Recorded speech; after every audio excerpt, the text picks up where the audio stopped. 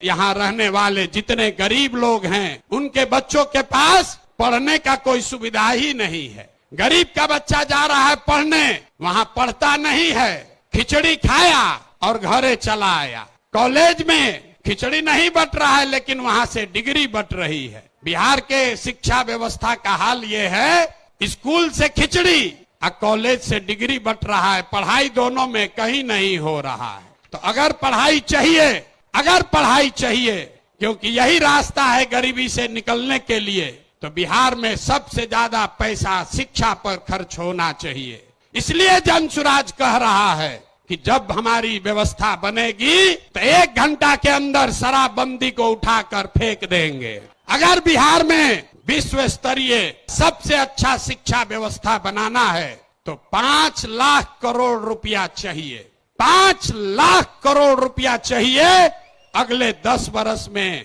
तो देश का सबसे अच्छा शिक्षा व्यवस्था बिहार में बना दिया जाएगा।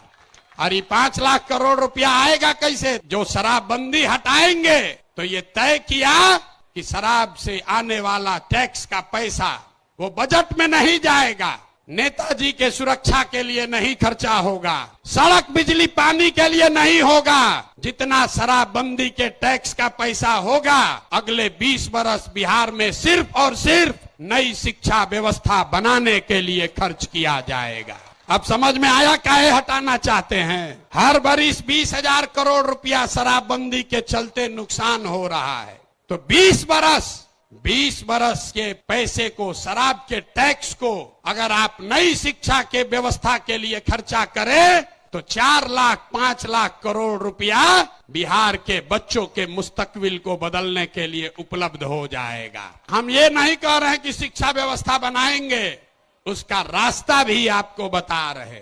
5 लाख करोड़ रुपया जुटाएंगे इसी बिहार से और ऐसी शिक्षा व्यवस्था बनाएंगे कि पूरे देश से लोग जैसे नालंदा विक्रमशिला में पढ़ने आते थे वैसे यहीं पर पढ़ने आएंगे, तभी बिहार ज्ञान का भूमि फिर से बनेगा।